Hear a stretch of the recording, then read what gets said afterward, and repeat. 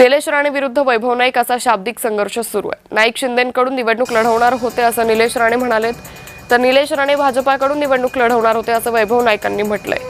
वैभव नाईक शिवसेनेतून निवडणूक लढवणार होते असा गौप्यस्फोट आमदार निलेश राणेंनी केला। त्यानंतर आमदार वैभव नाईकांनी याला प्रत्युत्तर दिले। निलेश राणे भाजपात जाऊन विधानसभा निवडणूक लढवणार होते अशी आम्हाला खात्री असल्याची टीका वैभव नाईकांनी केली आहे। 24 ला खऱ्या अर्थाने जर कोणी तिकीट आणि मला एबी फॉर्मच्या दिशेने जर कोण घेऊन गेलं असेल तर सन्माननीय उदयजी सामंत आहे। माझ्या समोर जे तेव्हा आता माजी आमदार आहेत पण तेव्हाचे आमदार होते कुडाळ मालवणचे, ते आमच्या शिवसेनेतून लढायला तयार होते।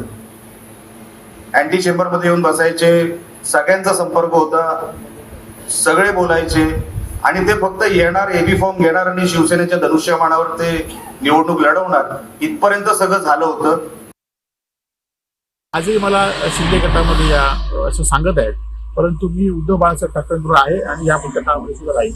तुम्ही आता पक्ष बदलणार याची खात्री बाळगा, कारण मला वाटतंय की तुम्ही शिंदेना सोडून भारतीय जनता पार्टीत जाल आणि तिथनं पुढाची विधानसभा लढवा असं मला वाटतंय आणि तुम्ही आता शिंदे सेनेत आहात, ते शिंदे सेनेबरोबरच राहा अशी माझी आपल्याला विनंती।